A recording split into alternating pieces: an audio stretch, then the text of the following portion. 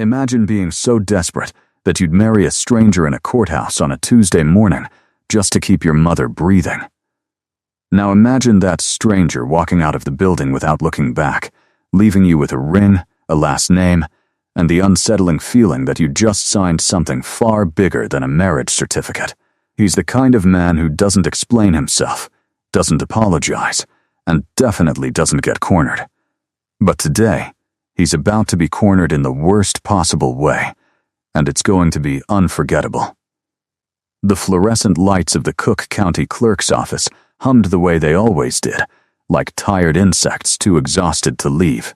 Lena Marsh stood under them in a dress 2 sizes too big, the one she'd borrowed from a coworker, because she didn't own anything that could be called bridal, even loosely. Her hair was pulled back too tight.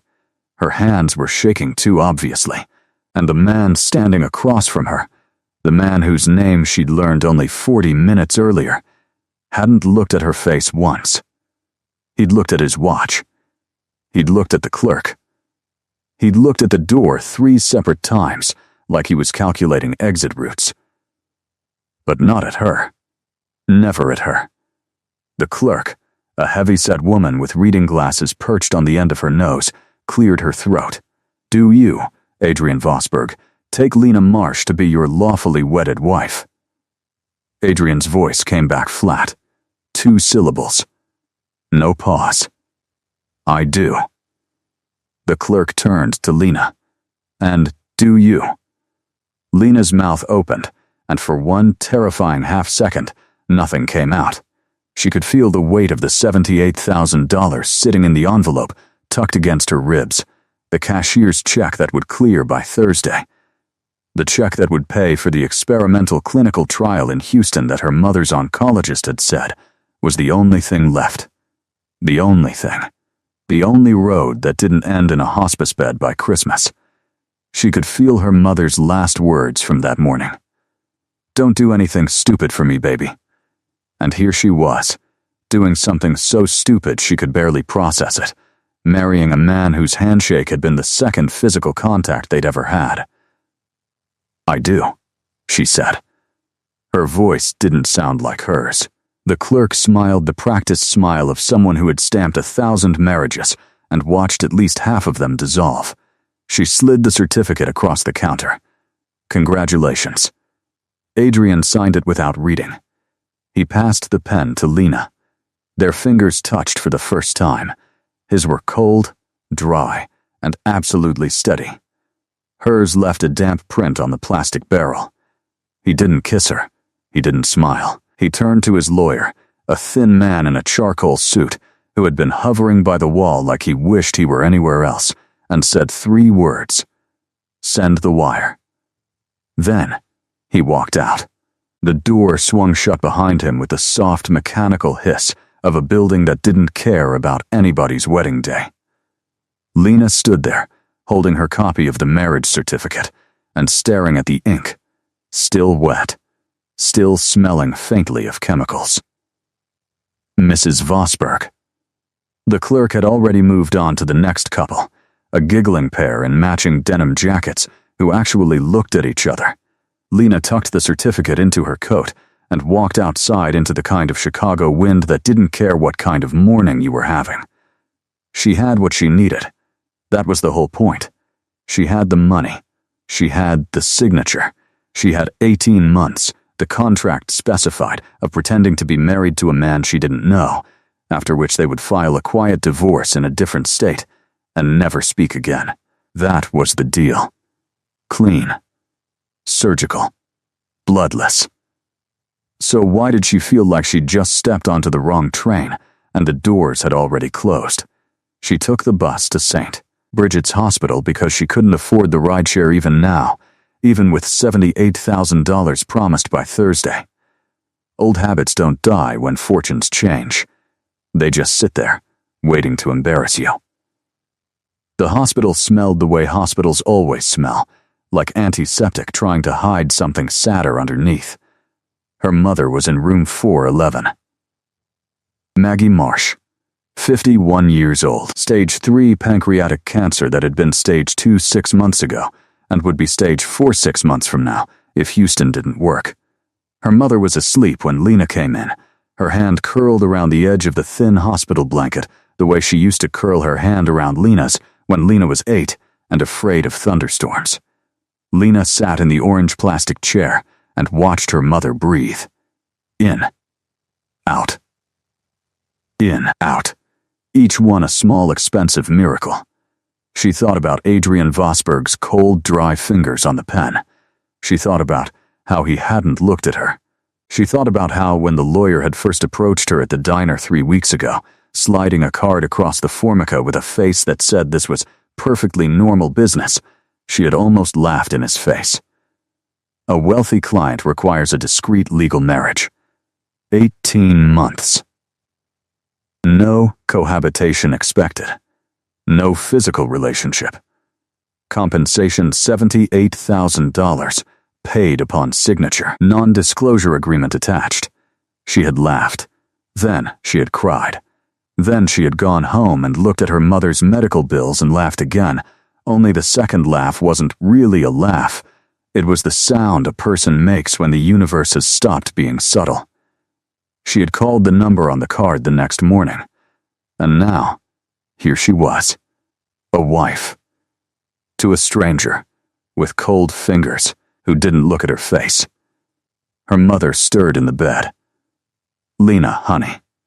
Her voice was thin, the way fabric gets thin after too many washings. You're here early. Lena leaned forward and took her mother's hand. It's Tuesday, Mom. I always come on Tuesdays. Maggie's eyes drifted to Lena's left hand, the one resting on the blanket. There was a thin gold band on the ring finger now, simple, almost embarrassed looking, the kind of ring a person buys when they don't want to be remembered. Maggie's eyes sharpened the way a mother's eyes always do, no matter how sick. What is that? Lena had practiced for this. She had practiced in the bathroom mirror of the courthouse, in the wind outside, on the bus. She had a story ready. A nice man. A whirlwind. We didn't want to wait. You're going to love him. She opened her mouth to say all of it, and what came out instead was, I got married this morning, Mama, and it's the best thing I ever did. Maggie's face did something complicated, something that wasn't quite a smile, and wasn't quite a question, something that, if Lena had been less tired, she might have recognized as the look mothers give when they already know the truth but choose, for love, to wait for you to tell it yourself. Maggie Marsh had been a librarian for 31 years before her body had decided it had other plans, and a librarian's instincts don't retire just because the body does. She squeezed her daughter's hand and didn't ask the obvious questions. She didn't ask why there was no engagement ring leading up to the wedding band. She didn't ask why Lena had never mentioned a boyfriend, not even once. Not even when Maggie had teasingly suggested she should find one. She didn't ask why her daughter's eyes were rimmed in red. She only said, "What's his name?" "Adrian," Lena said. Adrian Vosberg. The name landed in the room and seemed to take up more space than 2 words should. Maggie's eyebrows drew together for a fraction of a second. The kind of micro-movement you only catch if you've known a face for 26 years. Vosberg, she repeated. Lena nodded. Maggie was quiet for a long moment. Then she said, in the careful voice she used to use when handing children fragile books, "That's an old name in this city." Lena hadn't known that. She hadn't known anything about him, not really, not beyond what was on the legal documents. Adrian James Vosberg. Born in Zurich, naturalized at 12, listed occupation, private. Listed residence, a P.O. box in Lake Forest. The lawyer had been very thorough about giving her the minimum. The minimum had been enough to make her sign. The minimum had not been enough to make her curious. Now suddenly, she was curious. Old name. Mama? Maggie's eyes drifted to the window. Old, she said. Lena, baby, listen to me. You're a good girl. You always have been. Whatever you did this morning, you did it because you love me. I want you to know I see that. I want you to know I am proud of you. Lena's throat closed up the way throats do when somebody loves you too cleanly. Mama. But honey. Maggie turned back. There are old names in this city you don't marry into without learning the songs they sing. You understand me. Lena did not understand her. Not really. But she nodded the way daughters nod when they don't want their dying mothers to worry. She stayed for 2 more hours. She fed her mother 3 spoonfuls of broth. She read her 2 pages of the new Louise Penny novel they were halfway through. She kissed her forehead, told her she loved her, and walked out into a hallway that suddenly felt narrower than it had that morning. In the elevator, alone, she pulled out her phone for the first time since the courthouse. There was a text from an unknown number. The keys to your apartment are with the doorman of the Carmichael at 88 East Walton. Use it whenever you need to. Do not bring anyone there. AV. She read it 3 times. The Carmichael. She knew that building. Everyone in Chicago knew that building. Limestone facade. Doorman in gloves. The kind of building you walked past quickly when you were poor because looking at it too long felt rude. She had a key to an apartment there now, apparently. She had a husband who texted her like a CEO instructing an assistant. She had a hospital bill she could finally pay. She had a body that suddenly didn't know whether to laugh or throw up. She didn't either.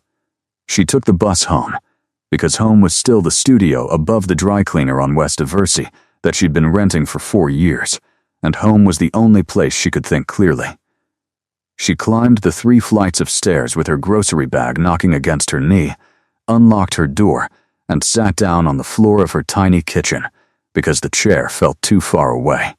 She stared at the ring. It was simpler than she'd expected. She had thought, in the way you think when you're imagining a sham, that he would have chosen something flashy to perform the lie. He had chosen the opposite. A thin gold band. No engraving.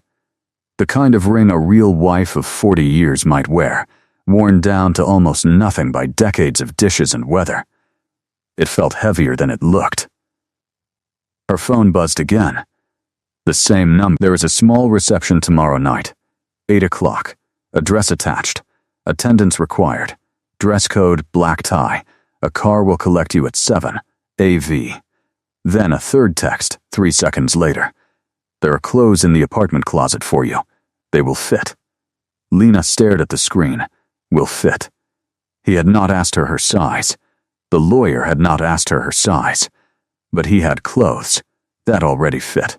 She did not understand what kind of man arranged a sham marriage on a Tuesday morning, signed without looking, walked out without speaking, and had a wardrobe waiting for his stranger wife in a building on East Walton by sundown. She didn't understand, but she was starting to suspect she had agreed to something she didn't have the vocabulary for. She made tea. She drank none of it. At 10 p.m., she did what she had been avoiding doing for 3 weeks. She typed his name into a search engine. Adrian Vosberg. The first result was a Forbes profile from 4 years ago. The headline read, "The man you've never heard of who owns the room you're sitting in." The article was vague in the way articles about extremely private people are vague. It used phrases like family office, controlling interests, generational wealth, philanthropic anonymity. There was no photograph. The article noted that Mr. Vosberg had declined to be photographed for the piece. The article also noted, in a single sentence buried near the end, that his name appeared in association with at least 3 federal investigations over the past decade, all of them closed without charges. All of them, the journalist wrote carefully, in a tone of voice that did not quite call him dangerous, but did not quite not. Lena set the phone down. She stood up. She walked into her tiny bathroom and looked at her face in the mirror. She did not look like a woman who had married a man under federal scrutiny. She looked like a woman who hadn't slept properly in a year. She looked like her mother. She thought, for the first time, that she might have made a very large mistake. She thought, also for the first time, that mistakes you make for love don't always come with refunds. Then she went to bed in the same clothes she'd been married in. Because the dress wasn't hers and the floor of her studio apartment was cold, and she was too tired to be a bride. The car that arrived at 7 the next evening was the kind of car that didn't make noise. Lena had been listening for an engine, the way you listen for the bus you can't afford to miss, and when the doorman of her building knocked on her door instead, she realized the car had been waiting at the curb for some time. He was a man named Olu, broad-shouldered, polite, with the careful eyes of someone whose job involves seeing things and never repeating them. Mrs. Vosberg. Her stomach turned over at the name. The car is ready. The clothes in the East Walton apartment had fit. Of course they had. A floor-length silk dress in the color of old bruises, dark blue verging on black, with a neckline that was modest in front and absent in the back. Shoes that did not pinch. A small clutch that contained a fresh tube of lipstick in a shade she had never worn but suited her.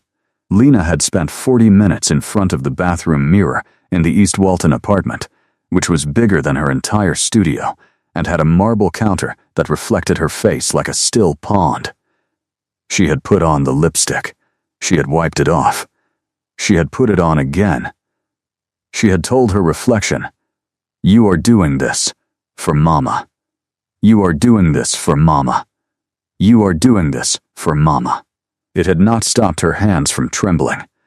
In the car, she sat very still on the leather seat and watched Chicago slide by in long ribbons of yellow light. She did not know where they were going. The address Adrian had sent her was for a private club she had never heard of, on a street she had passed 100 times without registering. Olu drove with the calmness of a man who had driven this route in his sleep. He did not speak. She did not ask him to. When they pulled up, it was to an unmarked limestone building, wedged between a jeweler and a tailor, with a single brass plate beside the door that read, in small letters, the Wren Society, founded 1842. A doorman in a dark coat opened the car door for her. "Mrs. Vosberg," he said, as if her name were a password he had memorized that morning. "Please. This way." The interior smelled like old wood and beeswax, and something faintly green, like a library that has been kept warm for 2 centuries. The ceilings were high, the carpets ate sound. There were portraits on the walls of men with mustaches and women with bored mouths, and Lena had the unsettling sense that some of them were watching her arrive. She was led up a curving staircase into a long room full of small round tables and soft amber light. There were perhaps 40 people in the room. 2 men in dinner jackets stood at a polished bar at the far end. A woman in green velvet was laughing in a corner with her hand on the arm of a much older man. A pianist was playing something low and unhurried. Every face in the room turned for half a second when Lena walked in. Half a second only. Then they turned politely away, the way rooms full of money turn away from things they have already catalogued.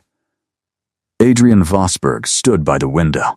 He was in a black dinner jacket that fit him the way a second skin fits, and he was holding a glass of something amber and untouched. He saw her. He set the glass down. He crossed the room, and for the first time he looked at her face. He looked at her face the way a man looks at a painting he has bought without seeing, who has discovered that the painting is more interesting than he expected. His expression did not change. But something behind his eyes did. He took her hand. He did not kiss it. He did not kiss her. He simply held it, lightly, the way you would hold something fragile that you also did not particularly want to drop. "You came," he said, the first words he had ever spoken to her, not as a lawyer's client or a courthouse signature, but as a man. His voice was lower than she remembered, less flat. There was something in it that might, charitably, have been called surprise. "The contract," Lena said attendance was required. A flicker crossed his face. "Yes," he said. So it did. He led her into the room. He introduced her to no one. He guided her, with one hand at the small of her back, the touch so light she could barely feel it, through clusters of people who turned and smiled and murmured Mrs. Vosberg, and did not ask her a single real question. Their politeness was a wall. She understood that. She had spent her whole life on the other side of walls like this. She knew what they cost to build. They sat at a small table near the window. A waiter brought champagne she did not order. Adrian said, "Do you eat shellfish?" She said yes. He nodded at the waiter. The waiter disappeared. Adrian did not speak again for almost a full minute. He was watching the room. He was watching it the way a chess player watches a board, his eyes flicking from face to face, from cluster to cluster, his jaw quiet, but engaged. Lena watched him watch. He was younger than she had assumed in the courthouse, late 30s maybe. There was gray at his temples, but his face was unlined. His eyes were a color she could not quite name, something between gray and brown, the color of river stones. He had a small scar at the edge of his jaw that she had not seen yesterday. He turned. He caught her looking. He did not smile, but he did, very slightly, tip his head, as if to acknowledge that she had earned the right to look. "You must have questions," he said. Lena set down her champagne flute. It clinked softly against the porcelain charger. "I have 100 questions," she said. "Then, ask one." She thought for a moment. She thought about all the questions she could ask. Who are you? What do you actually do? Why did you need a wife on a Tuesday morning? Why did you not look at me in the courthouse? Why are you looking at me now? What is the Wren Society? Who are these people? What have I actually signed? She thought all of them, and discarded all of them. She asked instead the question her mother would have asked, the librarian's question, the one that opened the most doors with the smallest key. "Why me?" she said. Adrian's face did something she could not read. He turned the glass on the table a half rotation, then a half rotation back, the way some men do when they are organizing a thought before they let it out. "Because," he said, "I needed someone whose name has never been in a newspaper." Lena waited. Adrian glanced once around the room, as if confirming no one was close enough to hear, and then he leaned a fraction closer. "There are people in this room," he said quietly, "who have spent the last 6 months trying to find a way to declare me unfit to make decisions for my own estate. By next month, those people will have to acknowledge a wife. A wife changes the math. That is all I needed from you." He paused. His eyes flicked to her face. "That was," he said, "all I expected to need." The pianist shifted into something slower. A woman at a nearby table laughed too loudly. Lena heard none of it. She heard only the small, careful change in his voice when he said expected, like the word had betrayed him by leaving his mouth. The shellfish arrived. He did not touch his. He watched her eat half of hers, because she was hungry in the bone-deep way poor people get hungry at expensive tables, and because she had decided, somewhere between the staircase and the champagne, that she was not going to perform shame for these people. Halfway through the meal, a man in his 60s approached the table. Silver-haired, heavy gold ring, a face that had been handsome once and was now mostly expensive. "Adrian," the man said. Adrian's spine became, very subtly, a different thing. "Uncle," he said. The man's eyes slid to Lena. They did not insult her. They simply did not see her. He looked at her the way a man looks at a chair. "So," the uncle said, "this is her.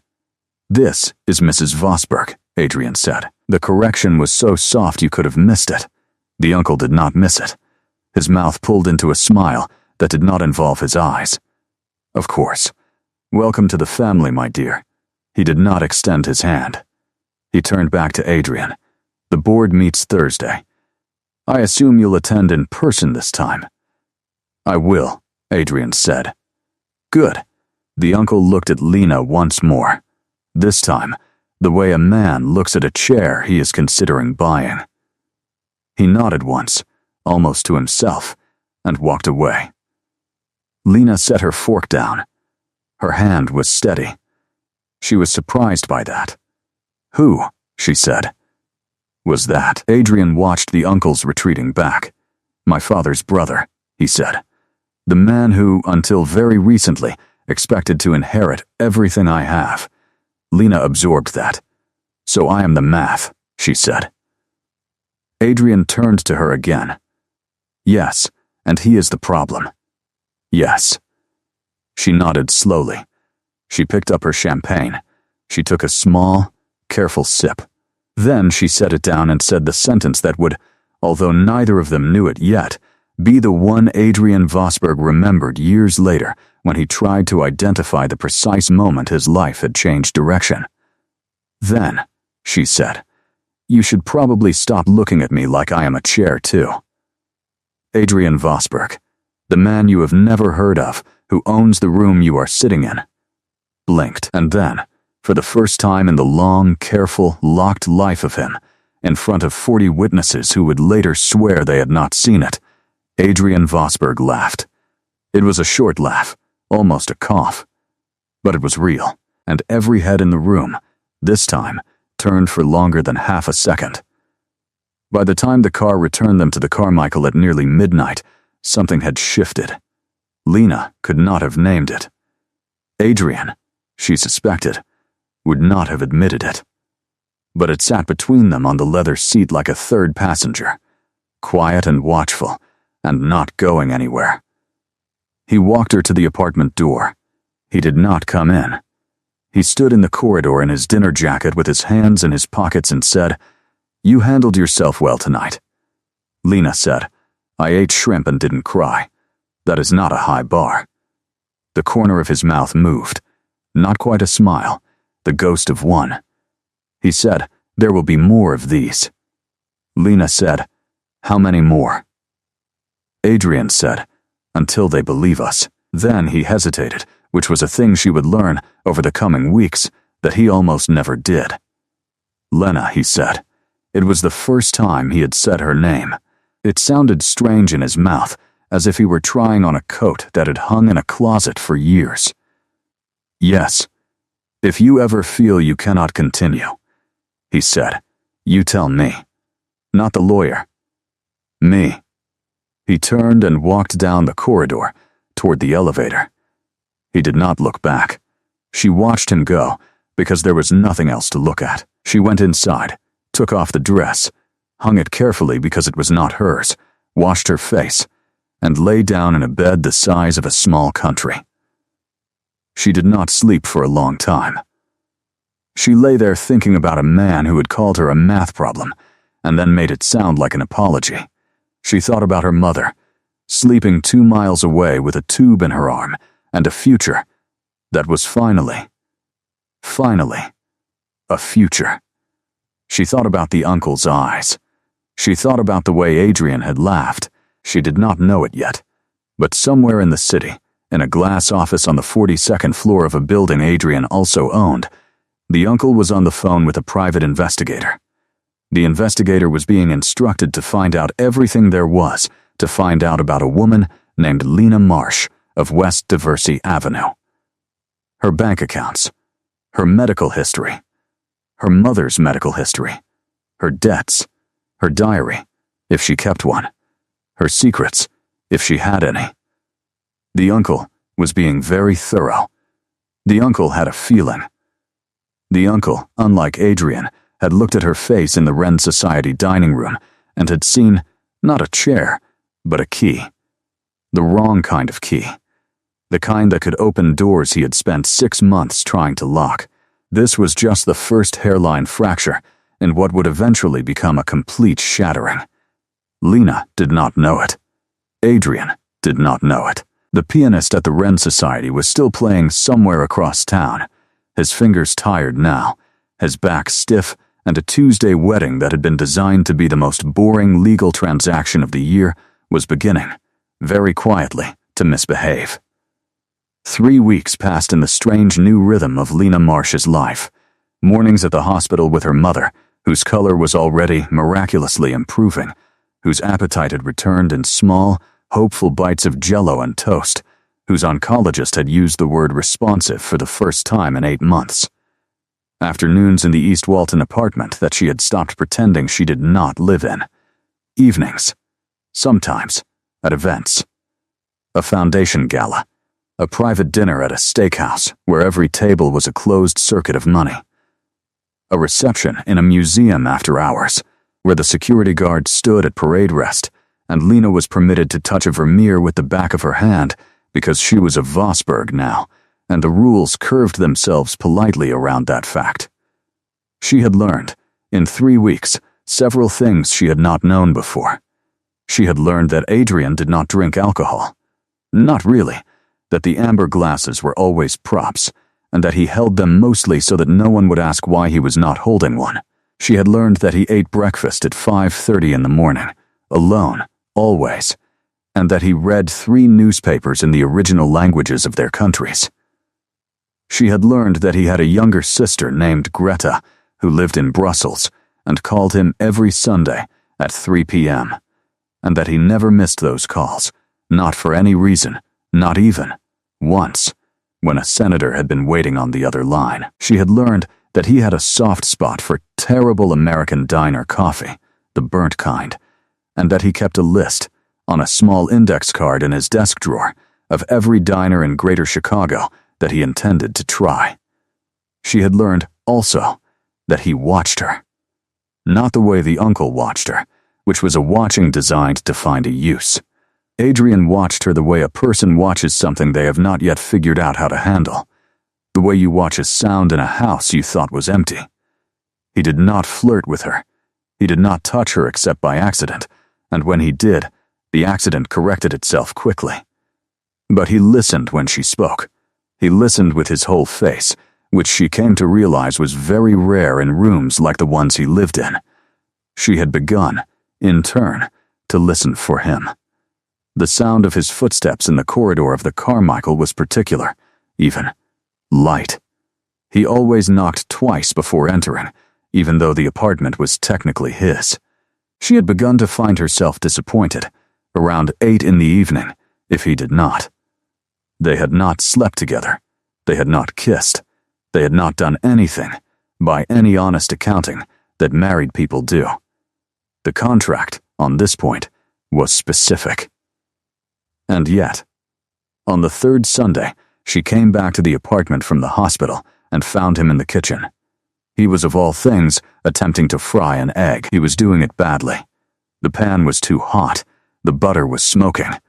He was reading the instructions off his phone the way some men read assembly directions for furniture, with grim, focused intensity.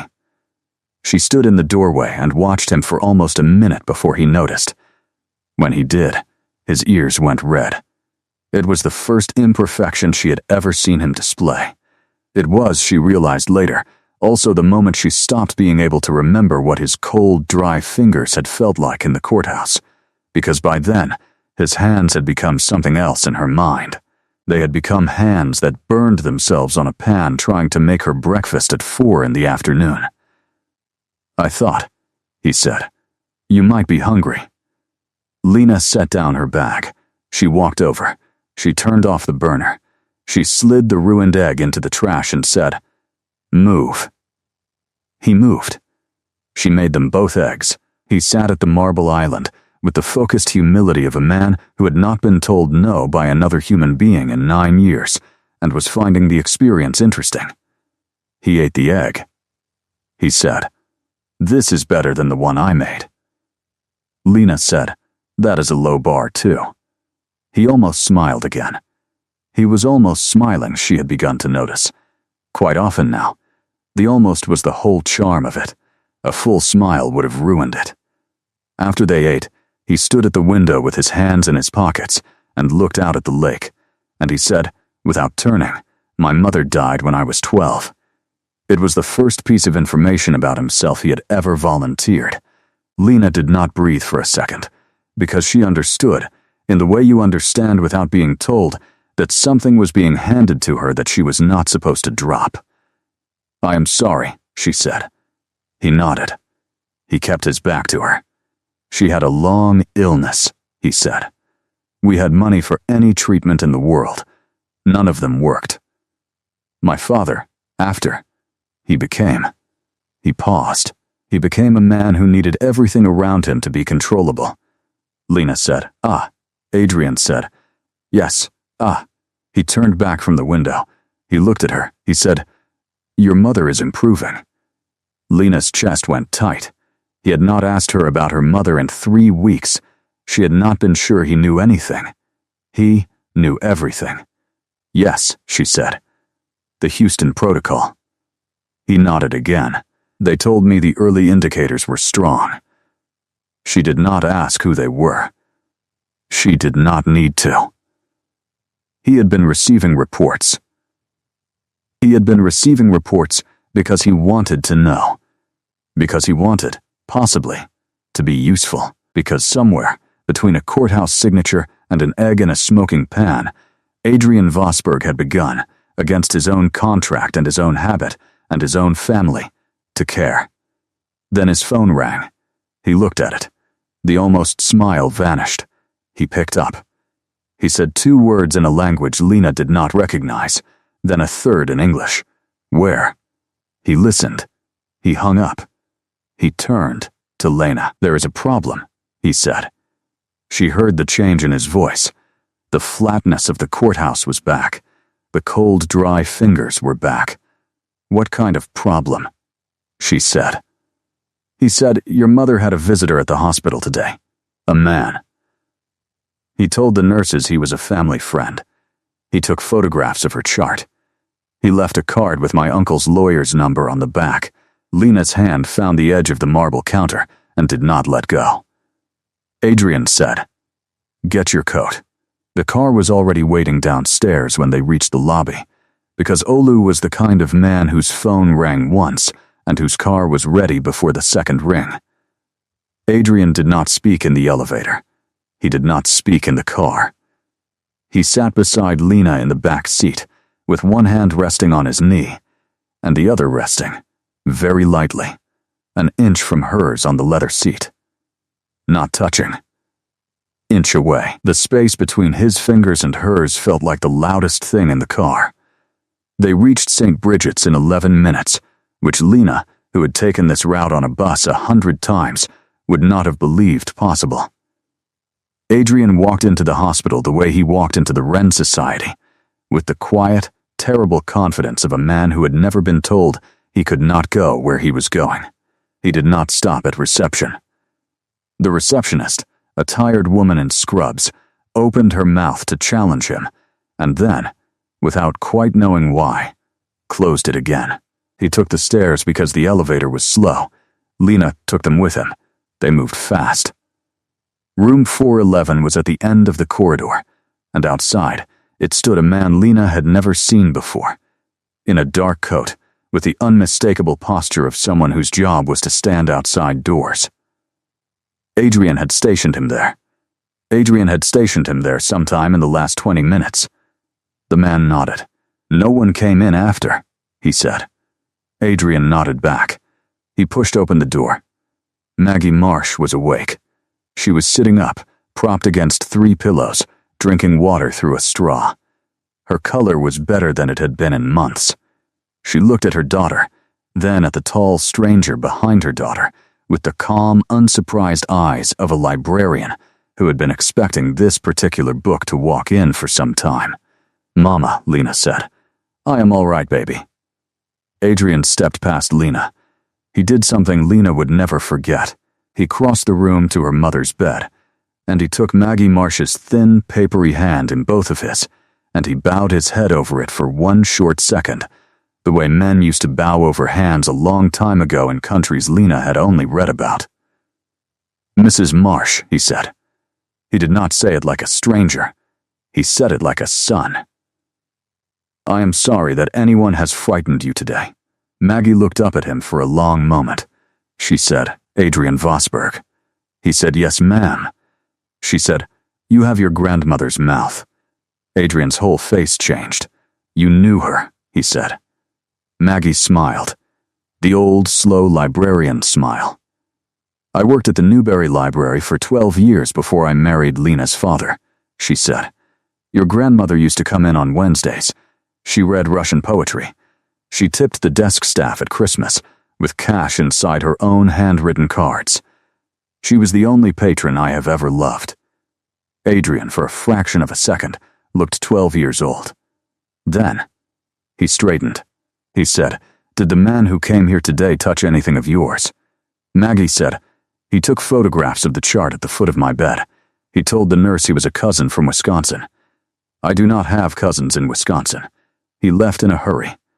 Adrian said, "Did he give you a name?" Maggie said, "He gave the nurse the name Daniel Hollis." Adrian's jaw moved. Lena said, "Who is Daniel Hollis?" Adrian did not answer her directly. He said to Maggie, "Ma'am, with your permission, I am going to move you to a different facility tonight. A private one. The same protocol, the same doctors, transferred. It will be more comfortable. It will also be safer. You will not be billed for any of it ever." Maggie looked at her daughter. Lena nodded. Once. Maggie said, "I will go where my daughter wants me to go." Adrian said, "Thank you." He stepped out into the hallway to make a phone call, and the moment the door closed behind him, Maggie reached out and gripped her daughter's wrist with the surprising strength of a woman who had decided to live. "Lena," she said. "Yes, Mama. That man loves you." Lena's mouth opened. "Mama, no. He does not. Mama, that is not what this is." Maggie shook her head. "Baby, I have watched men look at women for 51 years. He does not know yet. But he does. Be careful with him. He is the kind of man who, when he finally knows, will know all at once and forever. And you, baby, are going to have to decide if you can live inside that." Lena did not speak. Outside the room, Adrian was speaking quietly into his phone in a language that was not English. His voice was low and flat and absolutely furious. He came back in 5 minutes later, and his face was the face of the man Lena had first met in the courthouse. The cold, contained, unreachable face, except that when his eyes found hers across the small hospital room, the cold cracked once, very briefly, the way ice cracks on a lake the first time it carries a weight it was not sure it could carry. Then, he looked away. The transfer team arrived 20 minutes later.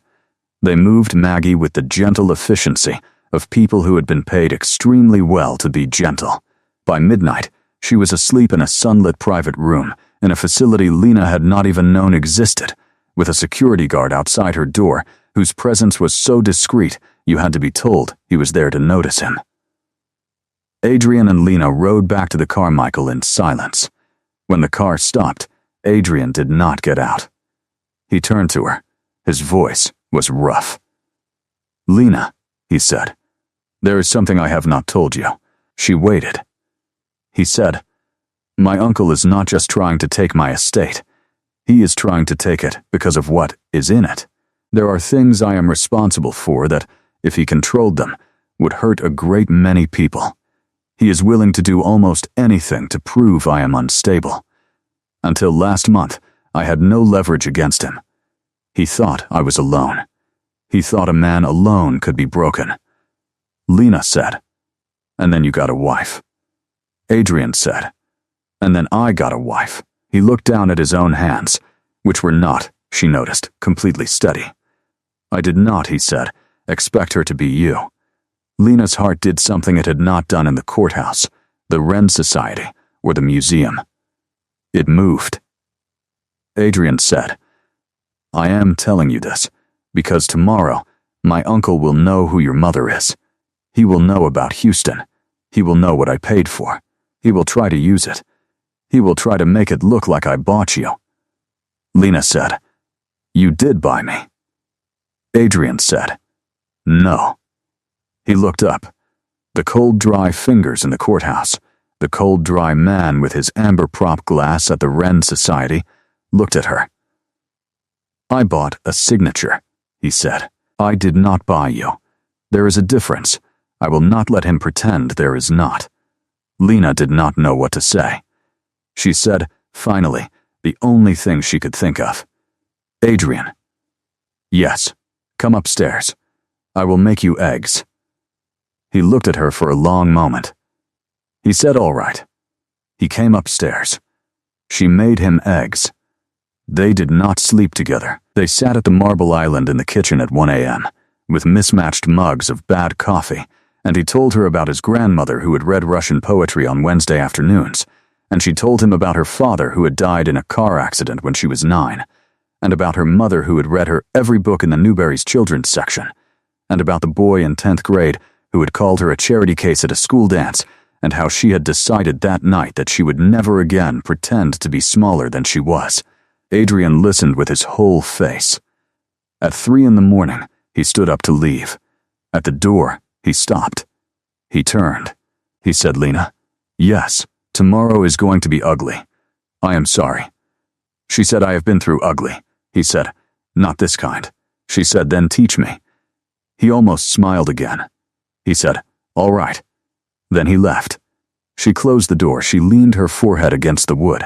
She said out loud to no one, oh no, because she had finally understood what her mother had meant. And it was already too late. The story broke at 6:47 a.m. on a Monday. The first version went up on a celebrity gossip site that traded mostly in reality television cast members and minor athletes. The headline read, Billionaire ghost Adrian Vosberg secretly married a waitress to dodge his uncle. By 8 a.m. The story had been picked up by 3 financial blogs. By 9, 2 real newspapers. By 11, it had a photograph. The photograph was of Lena. It had been taken 3 years earlier, at the diner where she had worked before she had begun freelancing as a medical transcriptionist. She was wearing the diner's polyester uniform. She was carrying a tray of pancakes. She looked tired and pretty and 23, and entirely unaware that someone, someday, would use this picture against her. The article paired it with a photograph of Maggie Marsh's hospital bracelet. They had blurred the patient ID. They had not blurred the diagnosis. They had also not blurred the dollar amount of the Houston protocol, which they had obtained from somewhere they did not name. The headline of the second version, the version that had a photograph, read, The $78,000 Bride. Lena saw the article the way most people see articles about themselves, by way of a text message from a coworker she had not spoken to in 2 years. The text said, Hey, is this you? She did not answer. She set the phone face down on the marble. She walked into the bathroom and threw up the toast she had eaten an hour before. She washed her face. She came back. The phone was vibrating. Adrian was calling. She picked up. His voice was the voice from the back of the car. Low. Flat. Controlled in the way controlled things are controlled when they are about to not be controlled anymore. Are you at the apartment? He said. Yes. Stay there. I am sending Olu. Do not answer the door for anyone else. Lena said, My mother. He said, She is already moved. She does not have a phone in the new room. They cannot reach her. The staff have been instructed. He paused. Lena, he said. Yes. Listen to me very carefully. You did nothing wrong. Whatever they print today, whatever they print tomorrow, you did nothing wrong. I want you to remember that. Lena said, Adrian. Yes. Did you do anything wrong? There was a long pause. Then he said no. But it will not matter. Then he hung up. Olu arrived in 9 minutes. He did not take her to the East Walton apartment. He took her to a building on the other side of the city she had never been to, an old brick warehouse converted into something else, with a freight elevator that opened directly into a loft of polished concrete and enormous windows. Adrian was already there. He was, on a phone. 2 other phones were ringing on a long oak table. A woman Lena had never seen, severe in a navy suit, with a laptop open on her knees, was typing without looking at the keys. 2 men in casual clothes were standing at the windows, looking at the street below. The whole loft felt like the inside of a chess clock the moment before a piece moves. Adrian saw Lena come in. He held up one finger. He spoke into the phone in clipped sentences. He hung up. He crossed to her. He said, "Lena, this is Soraya. She is my chief of staff." "Soraya, this is my wife." The woman in the navy suit did not look up. She said, "Pleased to meet you, Mrs. Vosberg. I am unfortunately at the moment also drafting your statement." Adrian said, "Sit." Lena sat. Adrian sat across from her. He folded his hands on the oak table. He said, "Here is what is going to happen. My uncle leaked the story. He used a friendly journalist to seed the gossip site, and then let the financial press do the legwork. He is trying to force me into an emergency board meeting on Thursday by making me look reckless. He thinks if I look reckless enough, 3 swing voters on the family trust will side with him, and he will succeed in getting a temporary conservatorship over my voting shares. If he gets that conservatorship, he will sell 2 of the companies I hold the controlling stake in. Those companies employ, between them, just over 4,000 people. He will close one of them within a month. He will sell the other to a buyer who will move the operations to Vietnam within 6. Lena said, "That is what this is about." Adrian said, "That is what this is about." Lena said, "And me." Adrian said, "And you." He looked at her. "You are not collateral damage," he said. "You are the only thing standing between him and what he wants." Lena said, "Then I need to understand what I am doing." Soraya looked up at last. So did the men at the window. Adrian held Lena's gaze for a long second. Then he said, "All right, then I will explain everything." And for the next 2 hours, he did. He explained the family trust. He explained his grandfather's will and the strange 70-year-old clause that had created the seat his uncle was now trying to seize. He explained the 4,000 workers. He explained the small Bavarian town where one of the factories was, and the families who had worked there for 3 generations. He explained the $78,000 that had not been a price tag on her, but a wire transfer to a Houston clinical trial, because at the moment he signed the marriage contract, he had also signed a second document instructing his foundation to fund her mother's treatment. And the contract had only been the legal scaffolding around that second document, and he had not told her because he had not wanted her to feel that she owed him. He explained that everything the press was about to say about him being a man who bought a desperate woman was, in the only sense that mattered, the opposite of what had happened. He had been the desperate one. She had been the kindness. Lena listened. She did not interrupt. When he finished, she sat for a long moment. Then she said, "All right."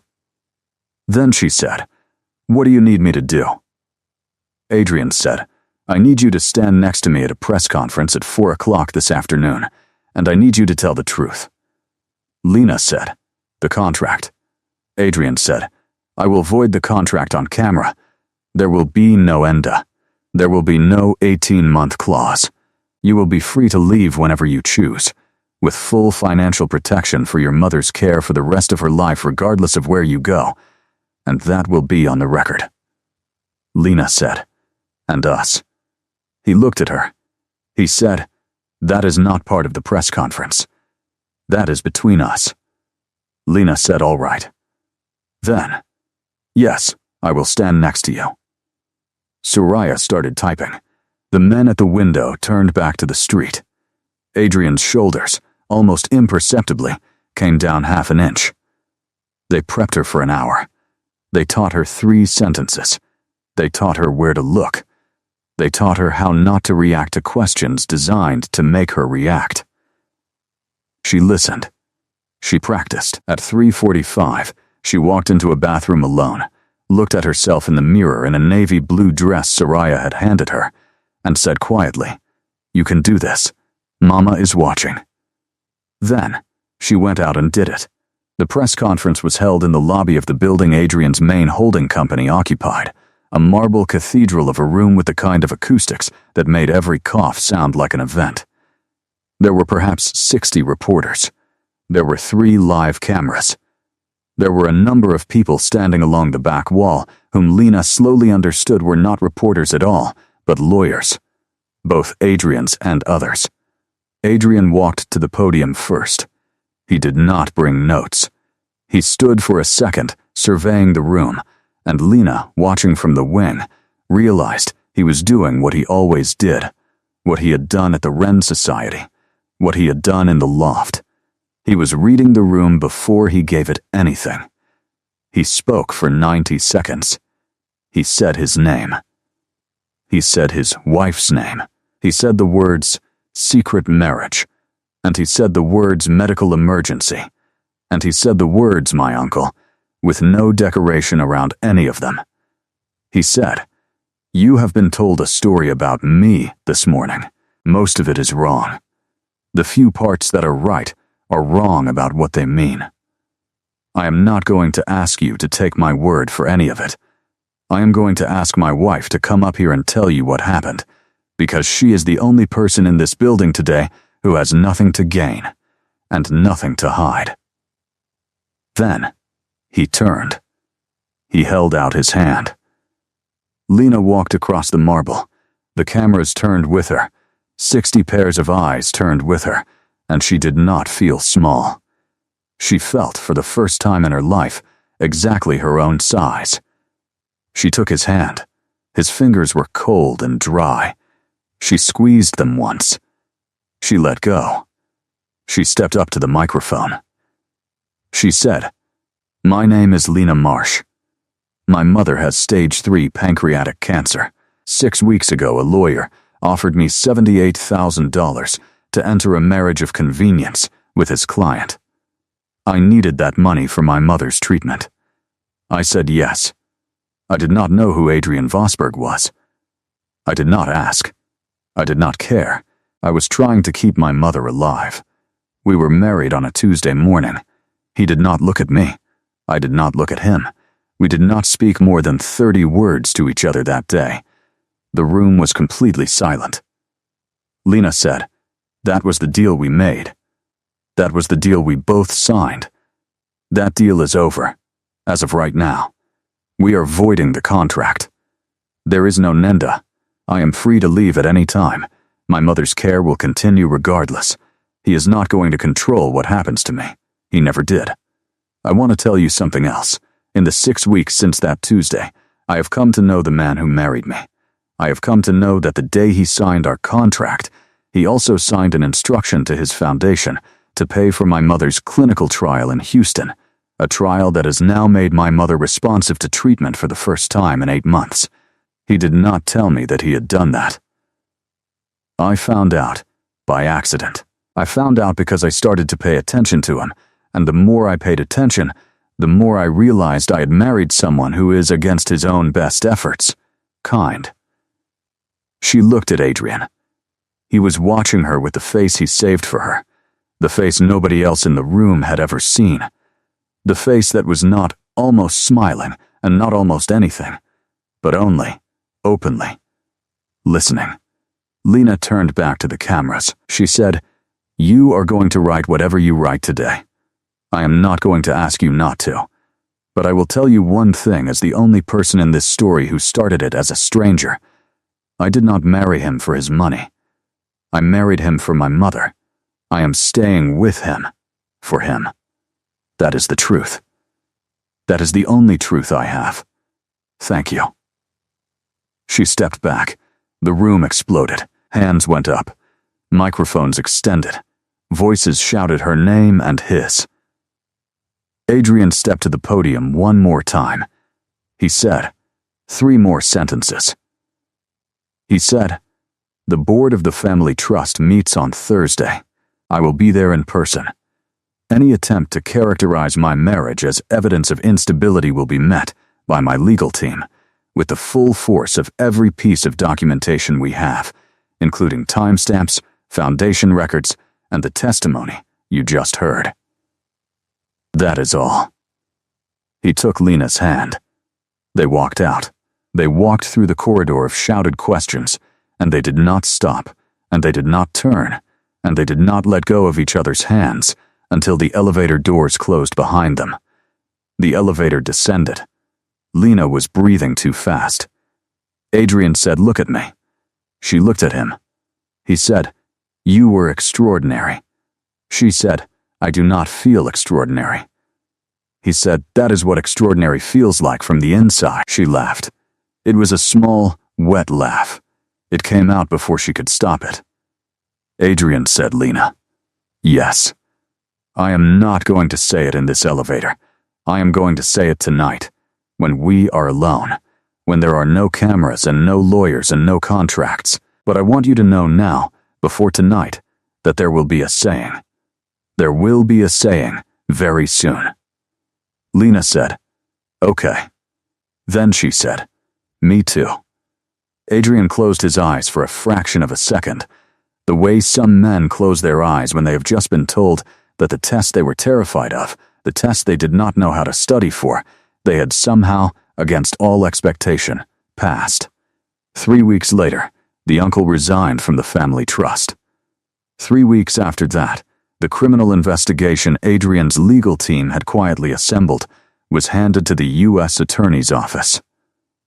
3 months after that, the uncle accepted a plea agreement that involved a great deal of money moving in directions it should have moved decades earlier, and a public statement that he would be retiring to Florida to focus on his health. In Florida, Lena was told he took up golf. She did not feel sorry for him. She had stopped feeling sorry for people who looked at other people the way you look at chairs. Maggie Marsh finished the Houston Protocol on a Tuesday morning in late August. By October, the words "full remission" had been said in her oncologist's office, carefully, the way doctors say words they want to make sure they can take back if necessary. By December, the words were said less carefully.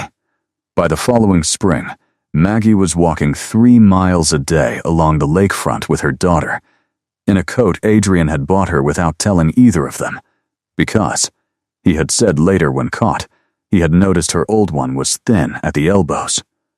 Lena and Adrian did not remarry. They did not need to. The marriage they had signed on a Tuesday morning in a clerk's office under fluorescent lights had, somewhere along the way, simply become a real one, with no second ceremony required. They renovated a house together on the North Shore.